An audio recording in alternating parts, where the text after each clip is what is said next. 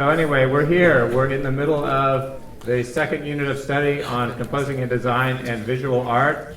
I'm super excited. Will Taylor is in the house this morning. And so we have a nice guest lecturer, artist extraordinaire. And so we've got another one of those. And what we're about this week is last week, as I'm sure you know, there was a little, let's just say a little adjustment made in the workload, and I totally understand that, and I appreciate you guys' feedback on this. It's very, very, very important to me that this be a positive experience for you, that you feel like you can learn. That's what matters, right? So if I give you the assignment that's like, smashing your frontal lobes or whatever, you did the right thing by letting me know that. Okay, that's what matters. So you remember our structure, right? So we're doing last week was gathering perspectives. So we read a bunch of stuff on creativity as a starting point. And this week we are in a making week. And so this is basically hands-on week.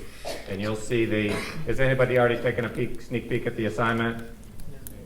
I just made it available this morning, so it's there. And so this is just basically clearing the slate. There's one little teeny tiny blog post to read that I think will complement Will Taylor's presentation this morning. That's why I slid that in there, kind of. Other than that, it's only hands-on stuff. And then next week, as you know, the third step in the cycle is reflection week. So you pull together what you learned from the perspectives, what you learned from the hands-on projects, and you try to then make this whole thing come together in one piece in that third week. So that's next week. And also next week's guest lecture will be done by our Chancellor Lindsay Bierman. So that will be another very exciting day. For me, again, a series of exciting days to have these people come and talk. So that's where we are. We're in the midst of this unit. Here's the agenda. I got a few announcements for you guys as usual. A few review questions. I have to give a stern message to you all. You must bring your fill-in-the-blank iClicker every fill-in-the-blank time. Okay? You have to do it.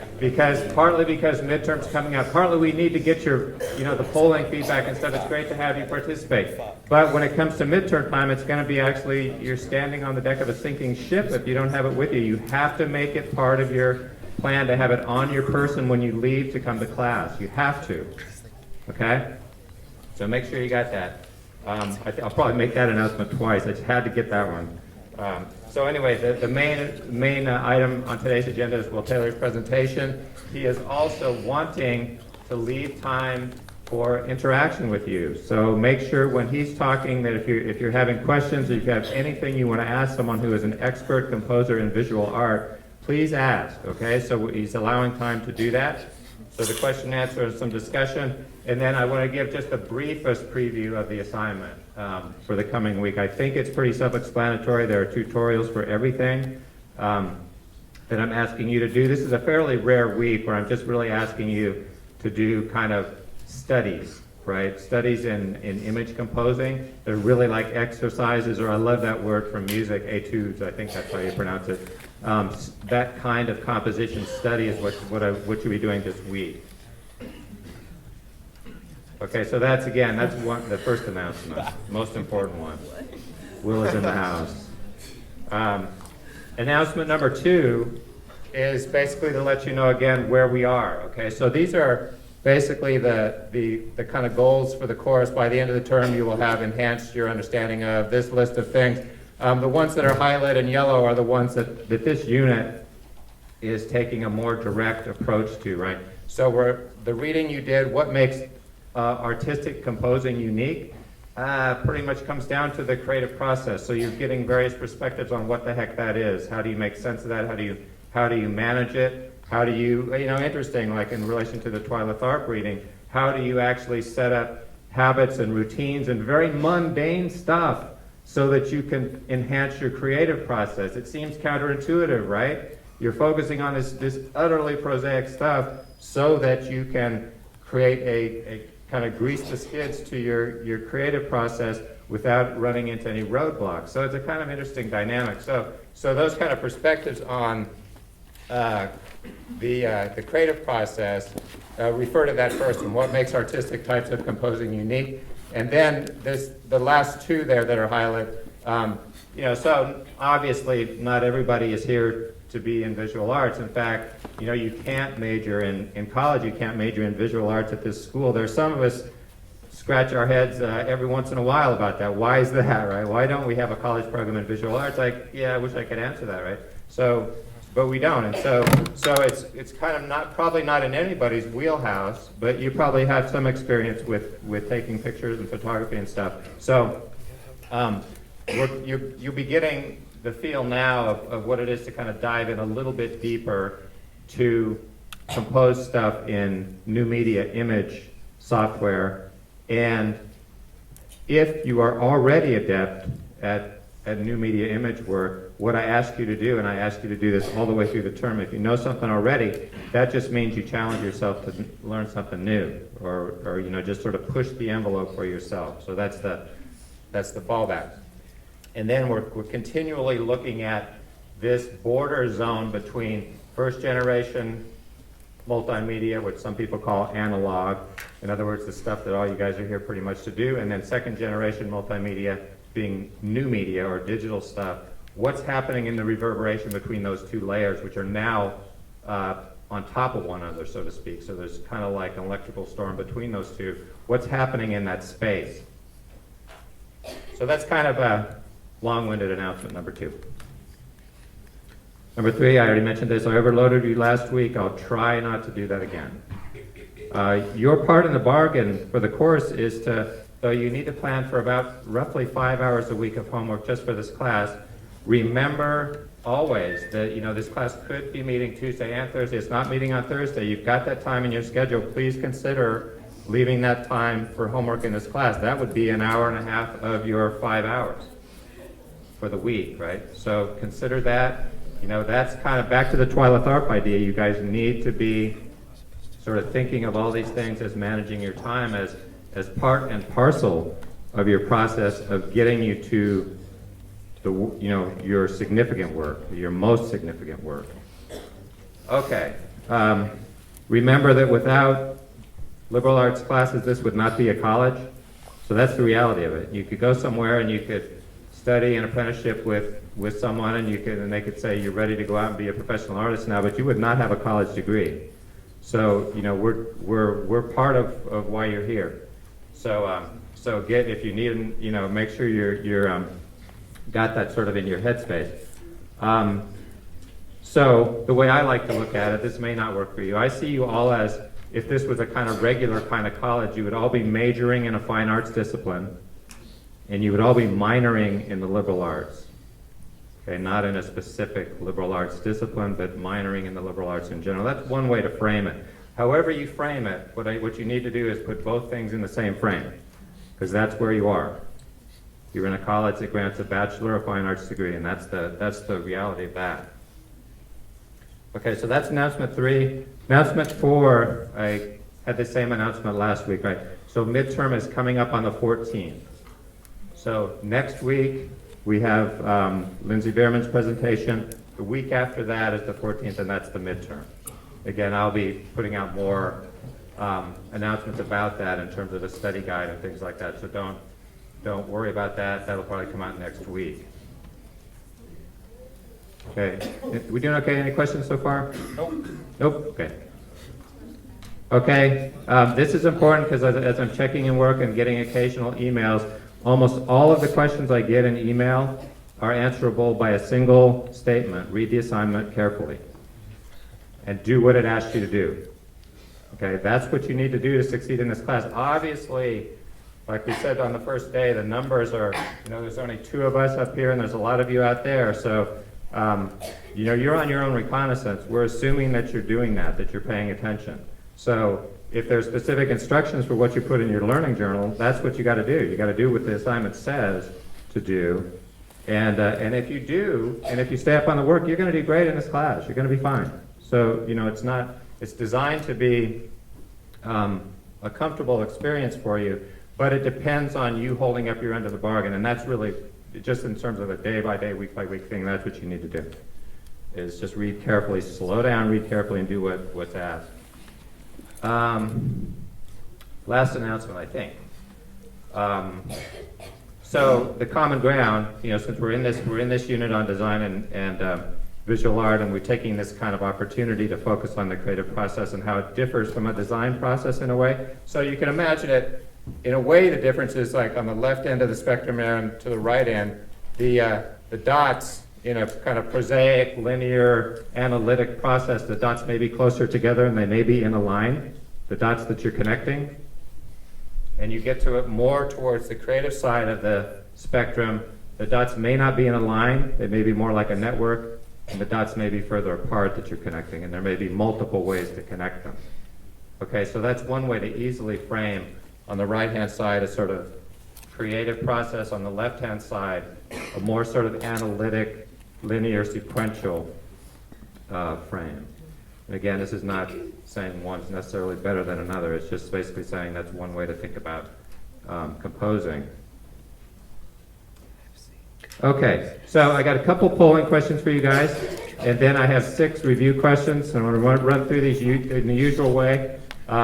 We'll have 30 seconds for each one. So this first one is just to get a read on how you're feeling about school in general right now. Scale of 1 to 5. Okay, so fill this one out. Are we running? It's closed. It's closed. There we go. Okay. Yay, now it's open. Okay.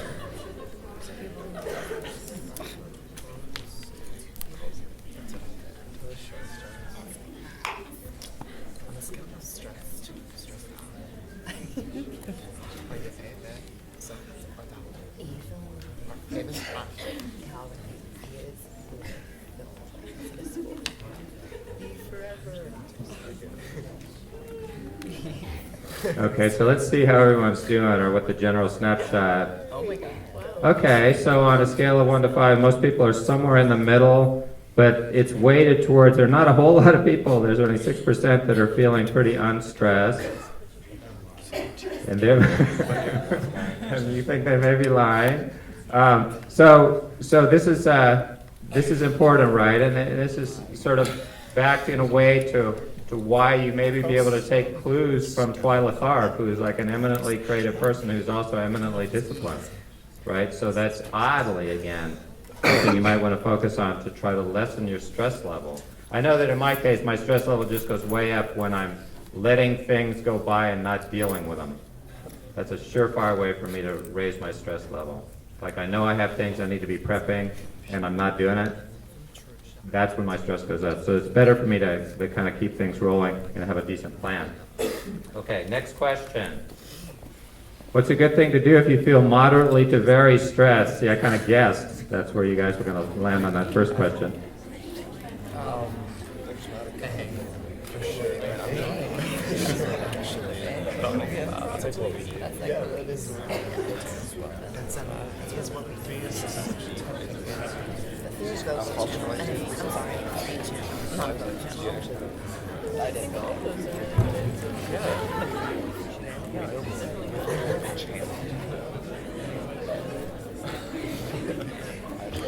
Okay. a fairly even distribution. You totally caught me out on that one. I thought sure more people would get this one right. Anyway, so the correct answer, we even had some people answer F again. Way to go. And there is no F. So that gets extra credit. Yeah, so you can do all of these things. Screaming really loud, it might have some value. Call your mom, that might have some value. Blame the cat, well, at least it's easy. Contacting the learning assistants, it says there, yeah, there we go. Oops, sorry. Let me see if I can get back there. Contact the Learning Assistance Center is a good thing to do. There we go. Yeah, so that's question 3. Question 2. Man, I got to get with it here. Okay. All right. So starting now, this is for the first of 6 questions that are in the category of kind of my master list of questions that I would pull on for the midterm. So this is the first sort of practice question that may or may not show up on the midterm. You have usual amount of time for this.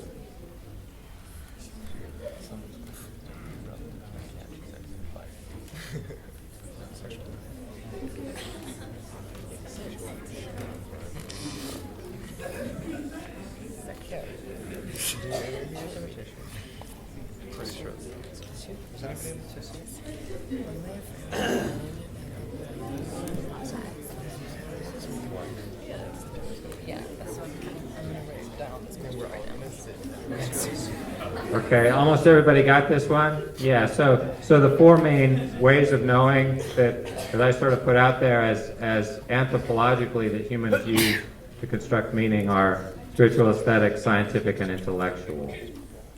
So, all right, next question.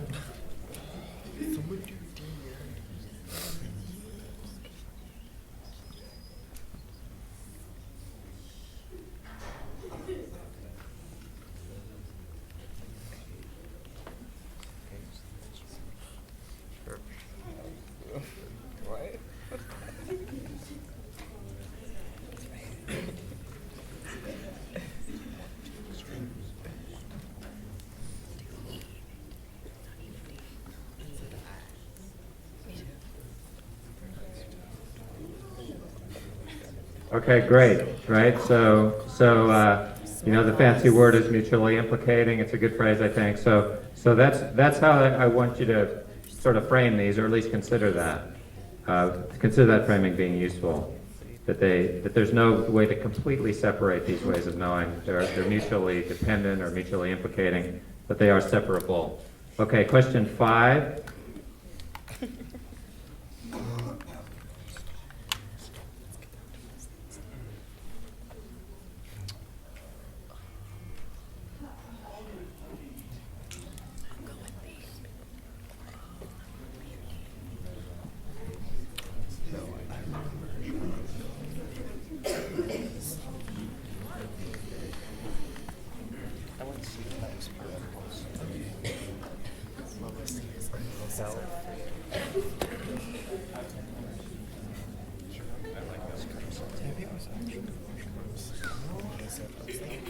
Okay, this one we got, about 50-50 split. So the correct answer is Jacques Lacan. Aha, got some people out. So he's the guy that had this idea of mirror phase, that our fascination with and identification with external representations is something that starts quite early in human development. That was his key contribution.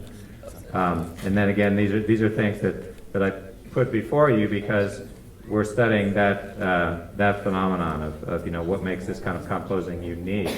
The kind of composing we do around here is create representations pretty much. Okay, I think this is the last one, guys. Last review one.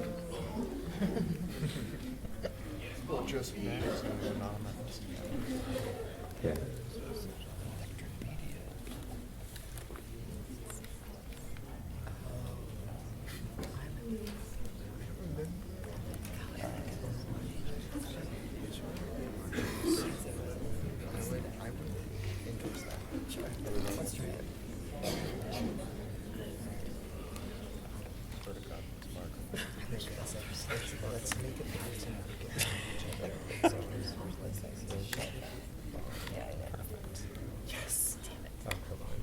Okay, fantastic. So almost everybody got this one. So McLuhan, among his many big contributions, was this one that really a good way to frame what's going on with new media when we're all walking around with these things and this thing and the other thing. We're all interconnected. That we've kind of created an external nervous system that we're now all kind of participating in, which I think always kind of argues for be respectful of what you do online.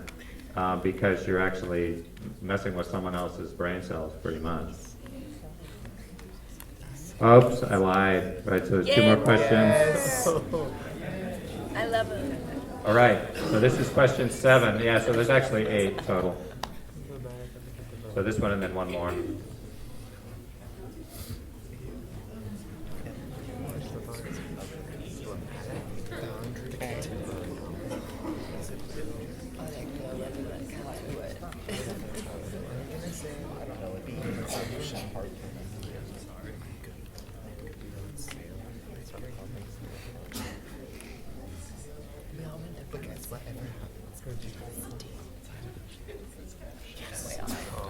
Okay, excellent. So most people got it. Boundary blending is the correct answer.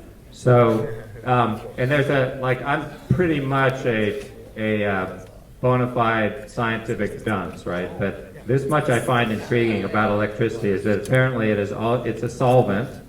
It dissolves boundaries, and so the connection there with McLuhan and boundary blending and all that is that electricity does that, but electricity is also a kind of glue.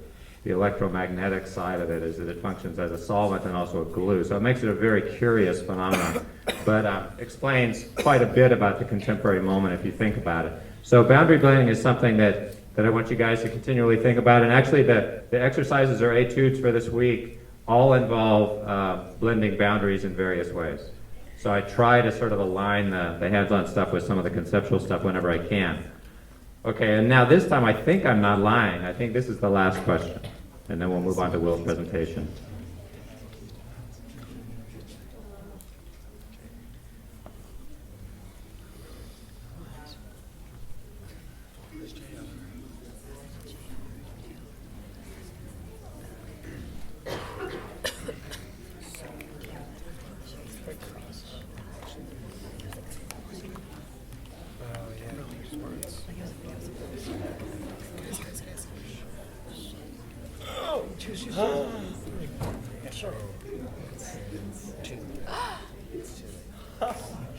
Okay, everybody just about got this. Well, 58%, not bad. The correct answer is the one that doesn't fit is Picasso.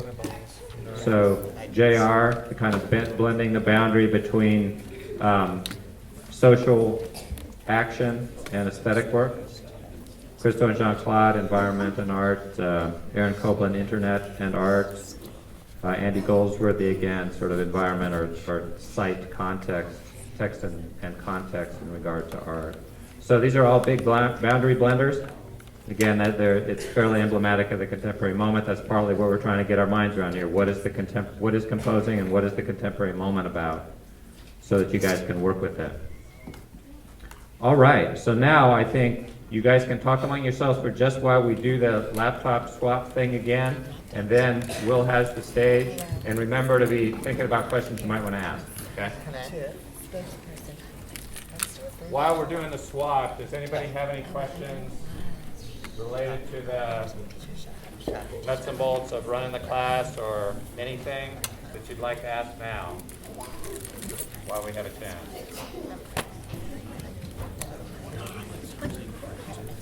Okay, question is, when are you going to start seeing grades? Okay, you're not going to see an actual grade in Blackboard until pretty much the week after midterm. So, again, the message I need to make clear to you guys is this class should be a piece of cake. All you have to do, read the assignment, stay up on the work week to week, you will do great in this class. I can guarantee that. But if you don't read the assignments, and in other words, you don't do what's asked, and you don't keep up on the work, I can't give you any guarantee about doing well, but in terms of whenever you feel like, I wonder how I'm doing, just ask yourself this question. Are you reading the assignments carefully? Are you staying up on the work? If you answer in the affirmative to those questions, you are doing great. I promise you. Okay? So, but anyway, you won't see you'll see a midterm grade that week after October 14th. And that will be in Blackboard. Okay. Any other? Thank you for asking that. I think other people probably want to. Any other questions? Yeah. That's a good question too. How are grades weighed? Okay, what I'd like you to do to answer that question is to go read the professional dispositions upon which a lot of the grading is based. And here's what I can tell you: it all matters. The whole enchilada is what matters. It's like, have you got the pieces, all the pieces together? In other words, here's where it becomes really practical. If you think you can do okay in this class and blow one of those things off, you're wrong. That won't happen. the whole idea is that I want you to treat me like I'm more like an internship director or something like that. If I ask you to do 5 things and you do 4, it's like, am I going to invite you back? Probably not, right? So you need to pay attention to all of them. They're all part of what they all feed each other. I'll use that fancy word again. They're all mutually implicating. So they're not really weighted. They're just, you need to focus on the whole thing. You set? I think so. Okay. Let's welcome Will Taylor from the Visual Arts Department. Thank you. Can you guys hear me? All right? Is this on? Yes. Yeah. All right. Cool. My name is Will Taylor. I'm the director of the Visual Arts program. I'm also a design and production faculty member. So I teach drawing. A lot of you guys look familiar. I know you've had classes with me before. I'll give you a little bit of my background, and obviously you guys are going to we're going to be talking a little bit about composition. My background is in painting. So I went to undergraduate at the University of North Carolina at Chapel Hill. Got my BFA in painting with a minor in creative writing. From there, I went to graduate school at the Pratt Institute in Brooklyn, and also got my MFA in painting. So that was kind of what kicked it off for me. I teach drawing. A lot of my work now ranges in a variety of materials and medium. Got a show downtown on Trade Street right now at Intersection Gallery. If you guys are doing the gallery hop next month, they'll be up through the end of October. A lot of the images here you'll see, but definitely seeing them in person makes a big difference as far as presentation. That is a 2-person show. It's also with Clyde Fowler, who was visual arts director of our program for about 30 years, since 1974. So definitely worth checking out. I guess when kind of presented with the question of composition, I don't have one particular way of composing. So one of the things that Bob did mention, our visual arts program is high school, DNP obviously is college, but visual arts has kind of a broad spectrum. It's not just drawing, it's not just painting, it's not just design. So a lot of my work deals with space, it deals with sculpture, it deals with environment, it deals with film. When we are in class, I often kind of talk about the figure and lines that are drawn with the body as far as a performer or a dancer and how you're activating space. We're really cross-disciplinary, especially if you're thinking about performance art or installation art.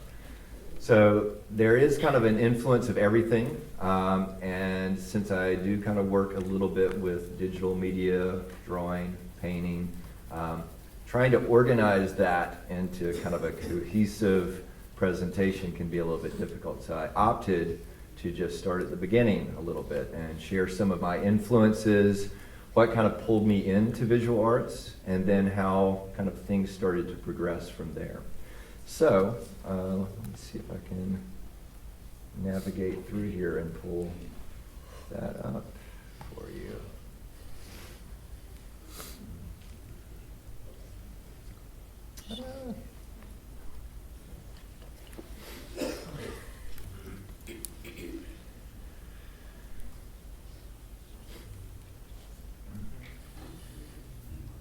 How do you start the slideshow?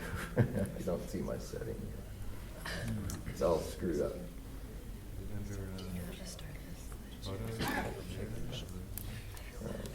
Well, here. Who's Mac savvy? Me? Apparently not. View. That works better. Yeah. It's not setting up as it was before when we switched to full screen. There we go. Ah, look at you. Look at that. Can't see. All right. Good. You might have seen the title, but does anybody know who this is? Whose work this is? Basquiat. Jean-Michel Basquiat. Right. You were about to say it. Somebody else said it first. Sorry. This is what kind of hooked me, right off the bat. My background, I always kind of drew on my own. I kind of didn't have much formal training until later on in high school. came from a family that was very conservative, that thought that art should not be necessarily a path that I follow. They wanted me to be a doctor, a lawyer, something in business. If there was any direction as far as an artistic interest, it was kind of pushed more towards architecture or drafting. So I did a lot of work on my own, and I always responded to outsider art, graffiti art, self-taught art. I was, also the kid that liked to play in the sandbox and bury all of his toys, and then come back months later and dig them up and see what happened to them, or years later, or even lose them. And so there was something about that process and kind of really diving in and seeing the hand kind of in that mark. The philosophy of Wabi Sabi, that there's kind of an element of truth to things that are not perfect, or at least there's a history, there's a story to things that are not perfect.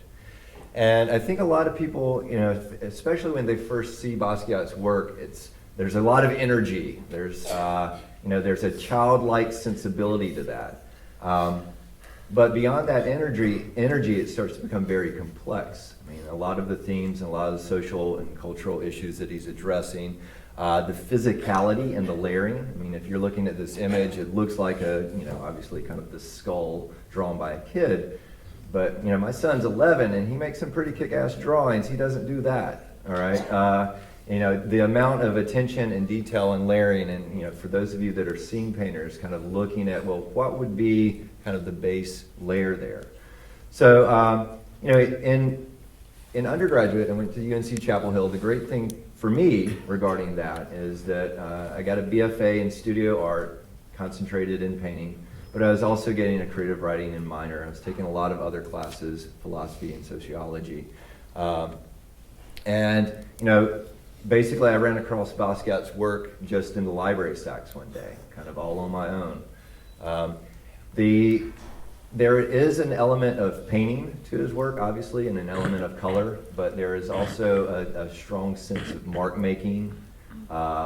There's a truth there that he's not really trying to kind of hide behind this facade of kind of really gorgeous, beautiful images.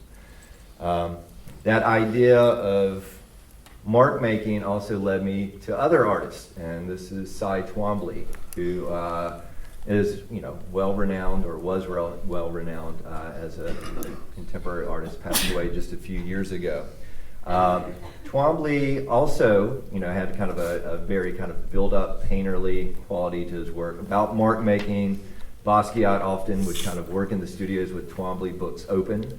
So there's a nice carryover. And Twombly also had a strong sense of writing to his work. So he would use words as a vehicle for mark making.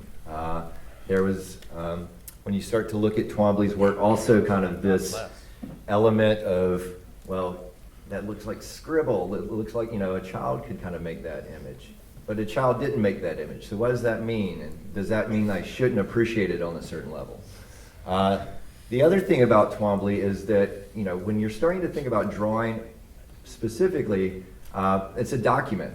And so every line has a history. And just like with painting, every ground you put down has a history. So in addition to it just being an image, or in this situation, not necessarily a representational image, it was almost the same sense of kind of capturing moments in time. And so as a way of kind of logging that information. Drawing, often I refer to that as any mark across the surface, and that mark across the surface is an action. All right, so just as a performer kind of walks across the stage, that's an action. So you have kind of this document that has history, you have this document of actions. Twombly's work started to become a little bit more atmospheric, and if you haven't seen Twombly's work, all right, again, we're thinking, maybe it's very simple, maybe it's just about a mark. Some people refer to it as a scribble, not necessarily the highest praise. But one of the things that people don't acknowledge is the scale of his work. And the scale of his work was massive.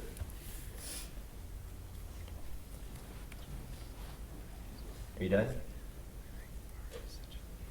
Okay. The scale of his work is massive. And so that idea of space that idea of a theatricality within his work. Especially scene design, especially a drop. It becomes more than just an image, it becomes more than just a mark, and context starts to come into play. And so scale, all right, and an environment and something that we can all relate to as far as space starts to take that work into a different direction.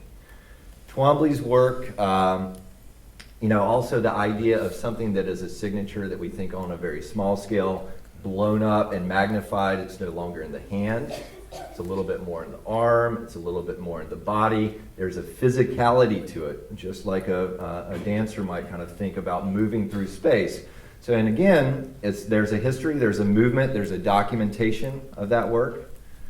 Led me into thinking about other artists, and this is the work of Julian Schnabel. And so some of you guys, if you're in film, are familiar with Schnabel's work. He did the film Basquiat, Before Night Falls, kind of multiple pieces. He started as a painter, and a lot of kind of my interest in visual work is cross-disciplinary. Other filmmakers like David Lynch started as a painter. Here's Schnabel within his pieces. There are painters like Schnabel, like Twombly, in which scale and kind of viewing that work in person can be very transformative. So that idea of space, even though it is a two-dimensional composition, it starts to become a space. So I was looking at Schnabel, I was looking at Basquiat, I was looking at artists like Robert Motherwell, again, kind of scale, mark, gesture. And then that carries over into interest within the theater. This is one of the designs by the theatrical designer Robert Wilson. And Robert Wilson has an interesting kind of approach with his work. His performances and his productions, really beautiful as far as lighting, beautiful as far as color. In some ways, they're kind of very simple and minimal and very clean when we start to look at the composition. So it's about silhouette, it's about suggestion in this situation. And the way that Wilson worked was really heavily influenced by mark making. And so this would be kind of a preliminary drawing for him, thinking about how he breaks up that frame and how he breaks up that space. So there was this kind of duality. You have a composition that is really loose and expressive and gestural as a drawing, and then you have the actual production, which is very clean and neat and refined.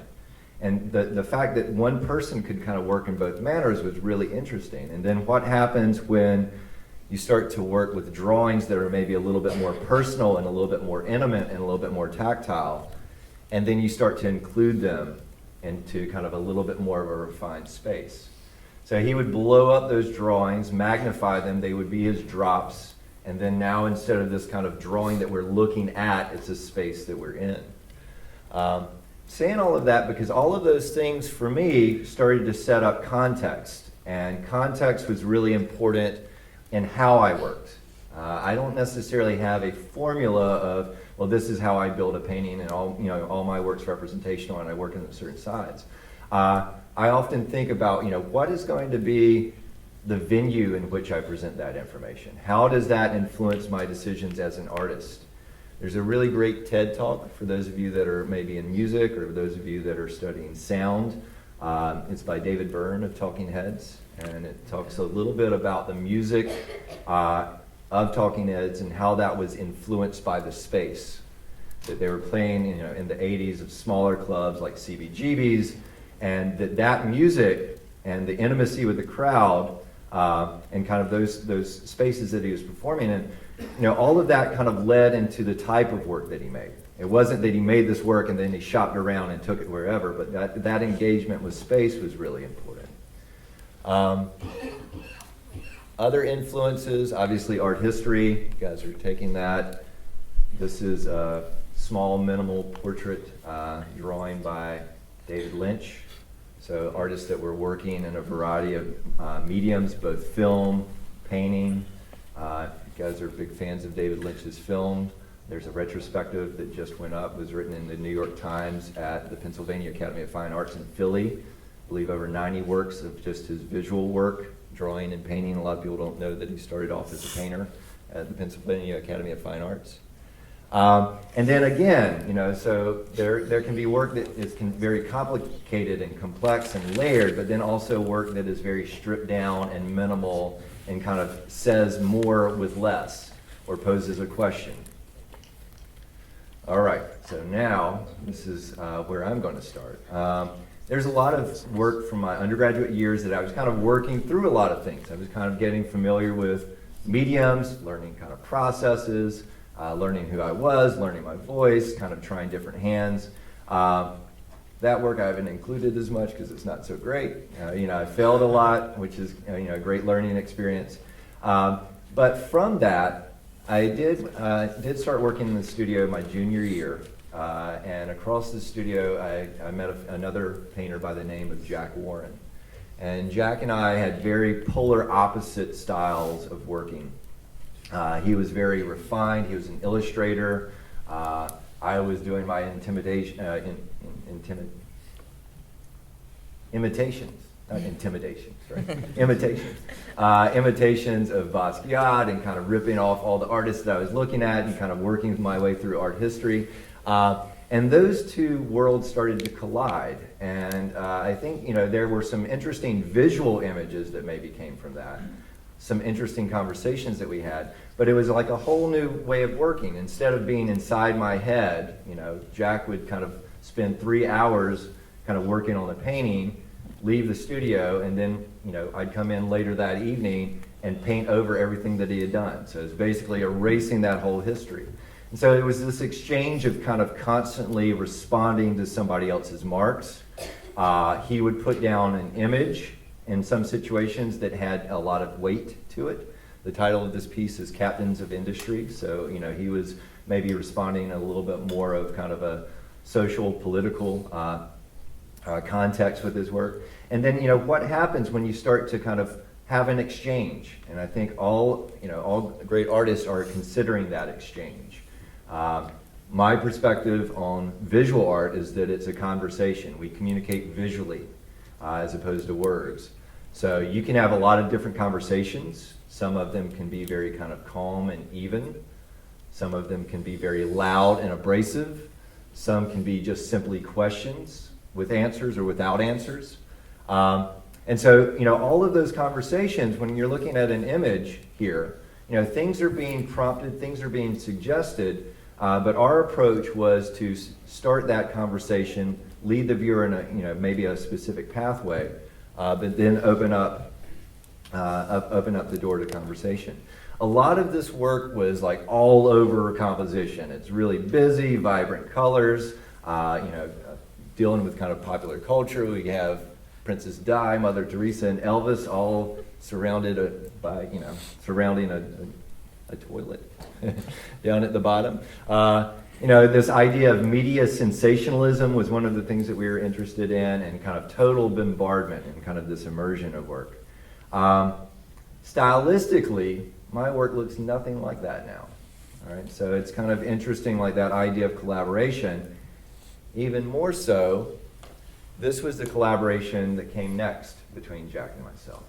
So it's almost like we got all of that noise and all of that information and kind of all of that energy out, and then we step back and we slow down a little bit more of kind of a formal painting. There's less of maybe a social commentary. It's when we start to look at the piece itself, it's on raw canvas. So if you haven't worked with canvas before, typically if you go to the art supply store and it's bright white, that means it's been primed, it's got a coat on it. So as we start to look into the figure, these areas, all right, that's just actually just raw canvas, charcoal drawings, working into it with just white and black paint. And again, scale-wise, that's probably about 5 feet tall, 6 feet long. So we're thinking collaborative, we're thinking scale. A lot of that, again, now it starts to move into the direction of mark making. So obviously there's a lot of collaboration that goes on in different arenas on this campus. And I think those are kind of maybe two hats that I wear. I have a body of work that I kind of just keep for myself and that is generated out of my own head. The other body of work is kind of what I'm putting out and letting other people kind of manipulate and kind of filter through and extract and add to and bring it back to me. And so I think like that idea of collaboration is actually what keeps my work constantly changing instead of staying in my own head. This is a little bit more of just, at that same time that we were doing the larger scale collaborations, I was doing works on paper, starting to think about, in this situation, a portrait, a little bit more of a representational self-portrait to a degree, but starting to look a little bit more inward. For me, the larger scale work started to be more about a larger conversation. It was collaborative, it was kind of grandiose, it was meant to be experienced in person by viewers. These pieces are a little bit smaller. I mean, they're 20 by 30 on paper. Gradually over the years, I started working smaller and smaller and smaller from that. And that idea of that surface that you're working on, as opposed to a painting and it being canvas and something commercial about, that being stretched canvas and a brush, drawing is much more intimate. All right, so drawing kind of in that idea of, any child kind of, as soon as they're able to hold a crayon and kind of crawl to a sheet of paper, they're going to make a mark. And so there's something very personal and something very genuine about that process. So I went to kind of extremes. What does it mean to have these really kind of focused, clean, crisp, representational senses of a portrait, and then what is kind of a little bit more of an internal portrait. Right around that same time, I was, this is all right around graduate school. My mother in her 50s died unexpectedly. I had just seen her. She came up to New York for Christmas, went home, had a heart attack on the sofa, died alone. And I didn't know what to make out of that. I mean, it was kind of the first jolt, and in the sense that I'm facing my own mortality. I'm facing obviously the death of my mother, who was kind of the glue in our family. So it started to become a little bit more inward, a little bit more reflective. I generated a progression of drawings that were kind of almost diaristic in notion. They're sequential too. So if you're thinking about time-based arts, whether again it's music, whether it's dance, whether it's drama, whether it's film, movement, even if that's not necessarily the same image as you would see in an animation, how does one image inform the other? How does one image and another image and another image start to set a rhythm, start to set a tone, start to set a pace? So again, the other thing that started to come into play for me, and that always comes into play, is context. What does it mean if I have this image as a drawing on a sheet of paper as opposed to an enlarged, 6 foot by, 8 foot painting? What does it mean in relationship to this other image that might be a visual cue? What does it mean that I might have 9 images in a row? So you're kind of forced to think about things in relationship. It's multiple characters that start to interact. The thing that was interesting for me is a lot of that work, especially the drawing, was very personal, right? And kind of putting it out in a certain format, but it not being kind of overtly about the death of my mother or about kind of the issues that I'm addressing. It started to become a little bit more open for interpretation. I'm a firm believer that artists should have intentions, and they should have intentions for their work, and they should maybe have a pathway for the viewer to navigate. I don't think, just make whatever you want and it can be interpreted in a number of ways. But I also do think that there needs to be an exchange with the viewer. The viewer brings kind of a different set of experience and thoughts and kind of content to that work as well. So there are a couple of small drawings downtown at intersection. If you want to check them out. I started to think about simplicity, economy, a little bit of ambiguity. The idea of that silhouette that I showed you in the Wilson piece. I think silhouettes are really intriguing for a number of reasons. You can think cinematically, but there is kind of this, obviously, this mystery. You're getting a suggestion of a form, but you're not getting the full detail. So that's something that does kind of reappear a lot in my work. and especially sometimes in the drawings, the silhouette figure. Kind of flip through some of these. These are fairly small in scale, maybe 11 by 14. They work with a variety of materials. They start with maybe sketches in my sketchbook, working with ebony pencil,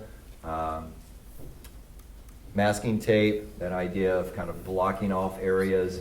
I think one of the things, if you don't paint much or if you don't have a background in painting, one of the things that I think is really engaging in addition to it being about layering and about a history, is that in painting you're either constantly thinking about what you're going to reveal or what you're going to conceal, or what falls in between that. You know, what information do you want to kind of come through or breathe through?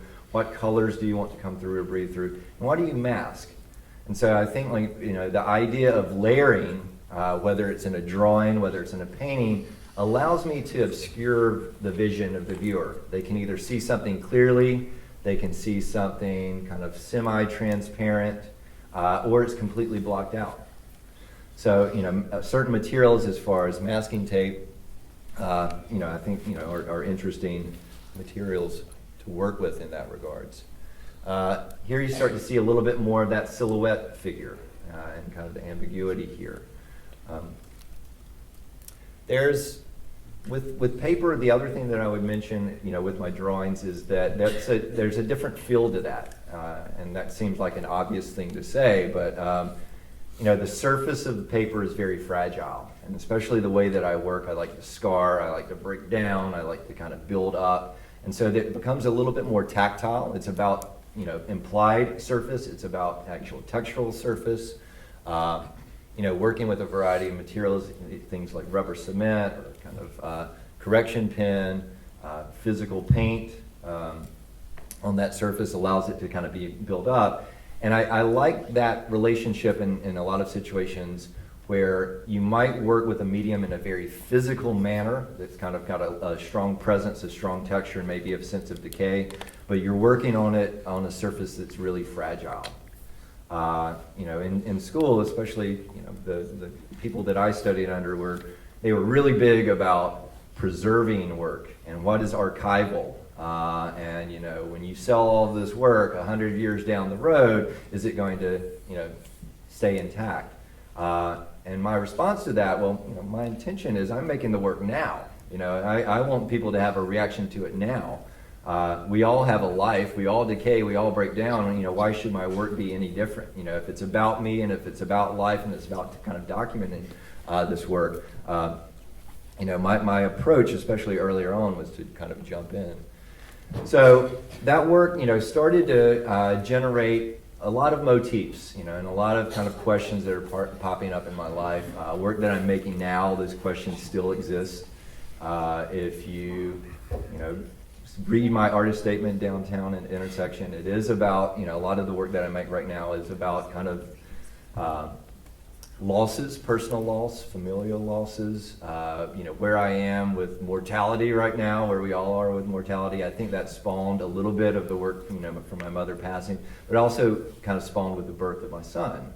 And then him reaching the age of 11 right now, where I can actually think, you know, my clearest memories were right around 11 or 12. So there's kind of this weird thing in my head that's kind of questioning mortality, questioning, you know, where I kind of stand on some of those things. You know, so the images that might be obscured are typically, you know, in some situations spiritual. The previous image, you know, kind of a Mother Mary type figure. And, you know, just the reason for that is, like, I'm kind of very hopeful of, like, well, that there's something out there afterwards. But how do I kind of build that for myself? How do I kind of construct that for myself? You know, what are my principal beliefs, and, you know, what influences those beliefs? So the other thing that's starting to play in here, the silhouette, is a structure very similar to a building or to a house. And so, like, what is kind of that space that I'm kind of now starting to construct as a home? Some more drawings. This gives you a little bit more of a closer up, you know, sense of, you know, what I'm kind of doing as far as mark making and building. The other thing that I would say about how I think about work or how I begin to compose is I'm a hoarder of sorts.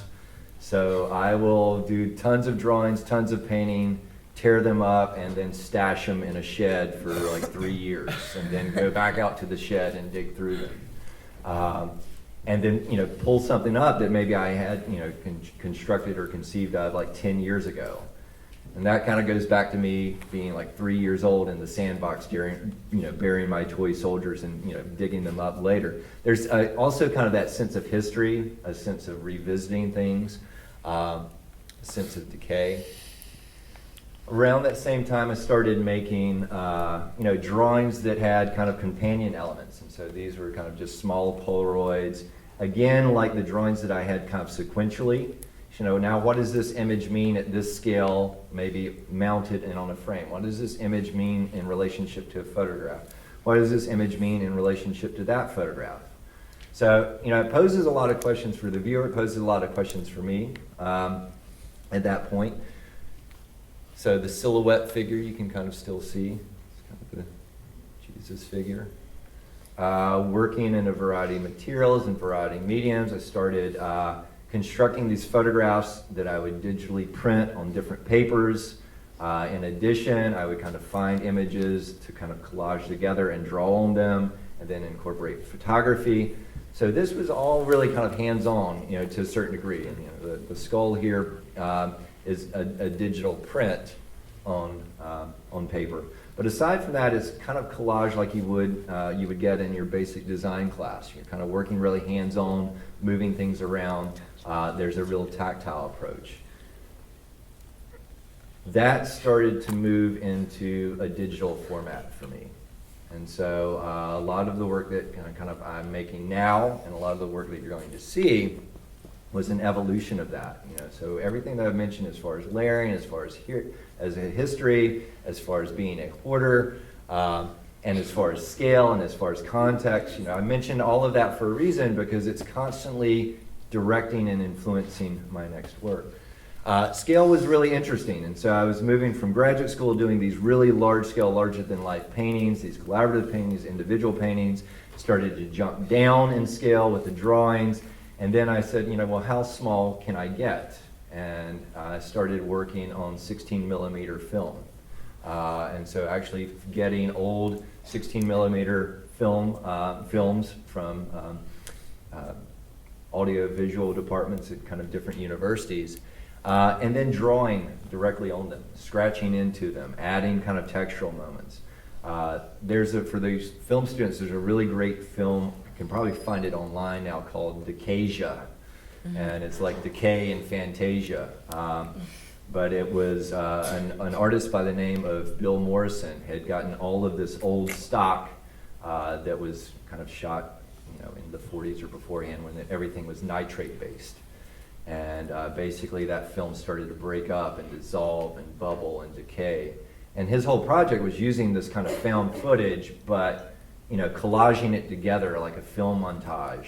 And essentially what you get is you get a moving abstract painting. There's a really beautiful scene in which the stock footage was a boxer punching a punching bag. But by the way the film had aged, that punching bag had melted. The nitrate started to break down, and what you're left with is, when the image is projected, it's this, this boxer punching this amorphous textural blob. And so there's just something kind of really captivating about that. As opposed to just letting it naturally decay, I started to kind of really, put my mark on a very small scale, add textures on a very small scale, and then all of a sudden it kind of opened the door, because then you can project it. And what you're doing on a really small scale, you're projecting on a very large scale. So, then that duality of like, well, I'm creating this work at this size, but it's being presented, potentially this size, or maybe even somewhere in between. These are just, some of these are film stills. So at that time I was, drawing on every frame and then projecting them, so it's kind of a moving animation. Some of them are also, individual stills. This one is a print now, but it's actually taken from a film that was shot at Coney Island. I'm going to kind of get into some of that work in just a little bit. But it was a 16 millimeter film that I shot at Coney Island. I projected onto a wall in my studio and filmed it again digitally. And as I was filming it, the projector stalled and hung up, and then I stopped that frame. So a lot of things, I set up a lot of situations to happen, hoping that something like that will happen. And instead of it being kind of this final animated film, it's kind of that one split second that I've chosen to frame. This piece is also, it's mounted, it's in the window downtown. It's roughly 20 by 30. So that's when it gets a little bit dark. As I started to work more digitally, that was kind of the ultimate medium for me because you know, a large majority of my work right now are digital prints and then drawings and works on paper. The digital format allowed me to kind of include everything that I was doing. I could include photography, I could include film, I could include painted surfaces, I could include drawings, and I built them, you know, all of my digital prints like I would build a painting. They would be constructed.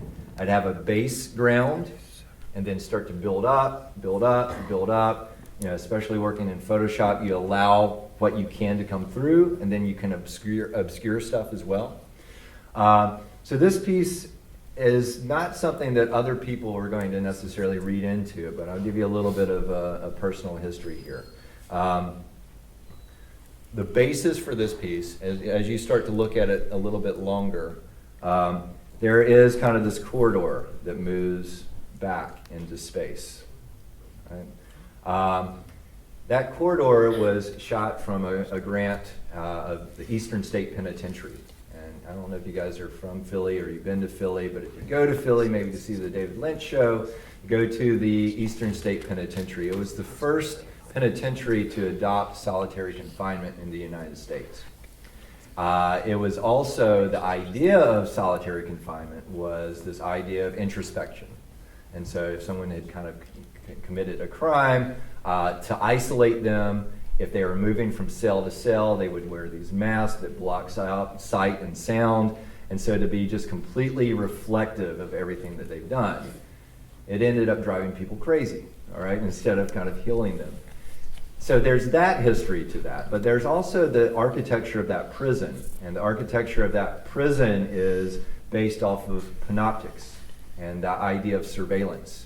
And so what it means is, if you look at the structure, and Michel Foucault talks about this, the structure of the prison, even if a prisoner was not being, you know, viewed by a guard or was under surveillance, the layout of the prison was suggested that, you know, no matter what, they thought that they were being, you know, watched. And so the construction of that space, especially with the towers and the arrangement, was like, whether you're being watched or not, you're kind of under an impression that you're always under surveillance. So that's kind of an important element. Aside from kind of going to that space and shooting that, you know, that image myself, that's kind of the content. The textural elements, if we start to look, some of the areas that are a little bit more pixelated and bubbled over, are of the interior of my heart. And probably about 7 years ago, I had open heart surgery. And so the interesting thing about that, obviously it can be kind of slightly life-changing. I'm coming off of the death of my mother. I'm already thinking about mortality, and then I have open heart surgery. But I had a really cool doctor that did a before and after photograph. So it was actually, you know, one of those photographs, the pixelated image, kind of blown up, texturally overlaid into this kind of corridor of Eastern State Penitentiary, which is all about surveillance. So all of that, you know, for me personally, starts to have kind of feeds the content and feeds the meaning of the work. Visually, maybe nobody's going to get that. I very seriously doubt that anybody kind of saw that image and thought, you know, immediately that's what it's about. So composition, you know, for a certain part, you know, there's the making of the work and allowing things to happen and having that connection, and that connection orchestrating my next move. There's conceptual connections, there are visual connections. Composition in visual arts is typically a two-dimensional term. It refers to the arrangement of things within a frame. So basically, if we're thinking about that in relationship to painting, it's how I'm what I'm putting in that frame, what I'm focusing on, how the eye is moving through that frame, what you see, what you don't see. Those are all formal elements. And then you have kind of the other layer of, well, how do those formal elements start to kind of tie into concept? So this body of work, again, is, these are all photographs that are blown up, 20 by 30. They're digital prints. They are subsurface mounted. So what that means is they sit sandwiched between two pieces of plexiglass. And again, these are downtown if you want to see them in person. And there's an optical adhesive. So you look through one piece of plexiglass and the adhesive, and then you see the image. So it gives it a really interesting surface that you can't see here. If you see those pieces, in the gallery, the thing that is really interesting is it's a super high gloss surface. So when the viewer sits in front of them or stands in front of them, it reflects them. You can see your own reflection in the actual pieces. So that context, again, something that's difficult to read with these images.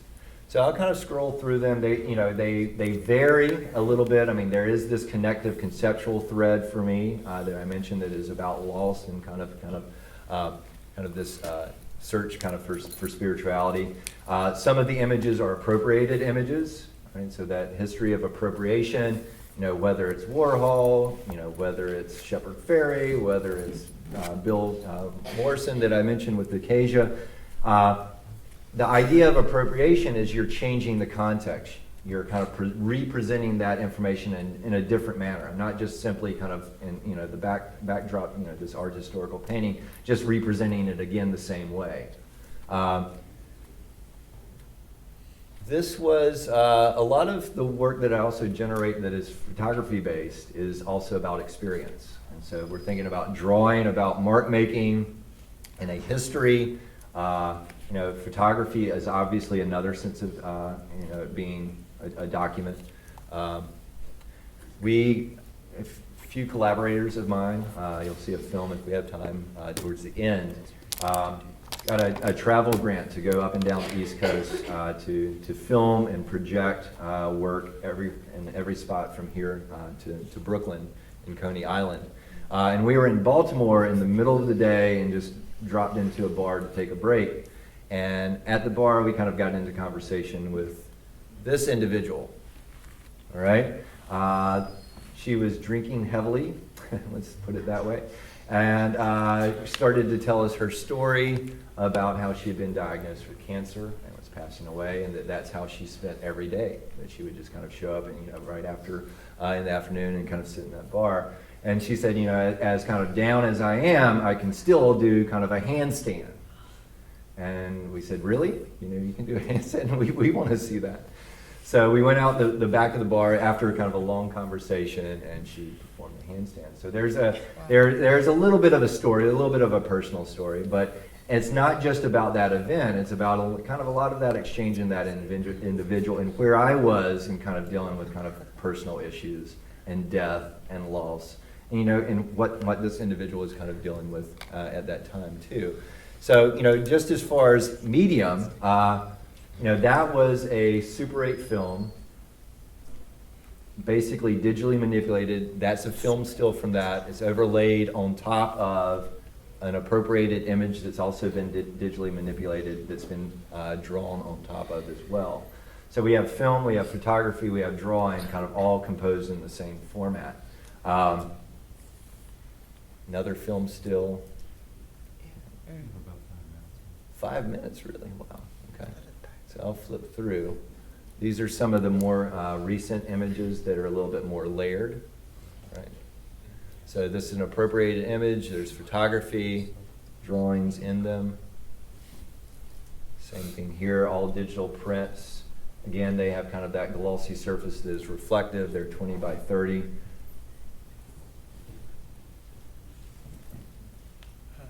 And these last two are works that are still in progress. So I think, part of the work here is sometimes when people ask, well, what is that off? Where did you start with? Sometimes I forget. So since I'm a hoarder, of sorts, and I like to bury my toy soldiers in the sandbox and forget about them. I'll manipulate an image and set it on my desktop and then come back to it a year or two later or months later and then dig it up. In a lot of ways, I might even forget what that image started as, and then I'll build on top of that from there. Again, kind of multiple layers, digital manipulations. That's predominantly all of the 2D prints. I do have, since I just have a short period of time, I did want to share with you guys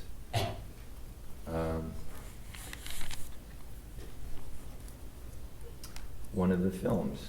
So this is an example of some of the more time-based work that I was kind of doing, and these are individual loops. So basically, this is kind of time-based work that kind of includes all of those mediums. It is 16 millimeter film projected with Super 8 film projected on top of a Holga photograph. And it's meant to be just kind of in a dark space, projected and constantly looping.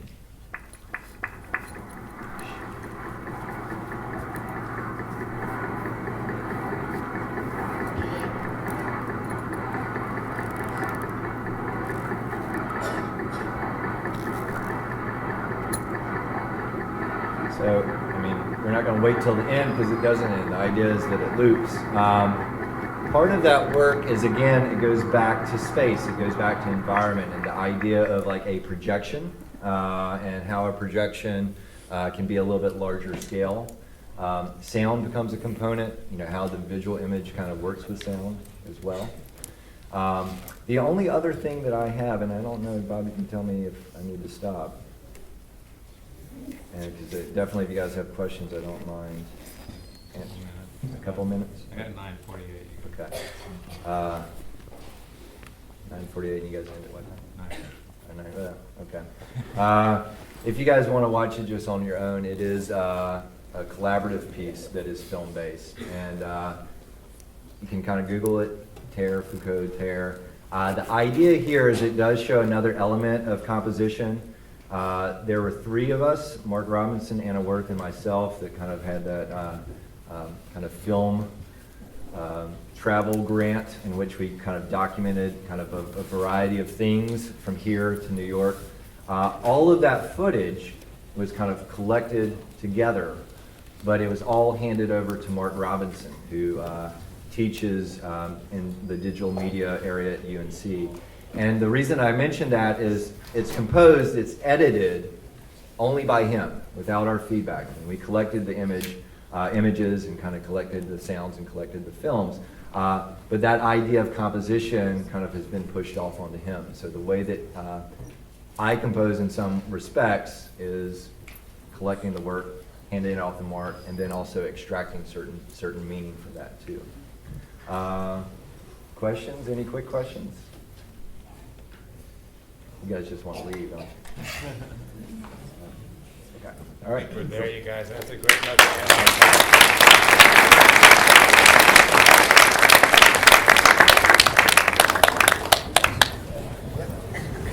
Okay, be well, guys. Just take a look at the assignment and have a great week.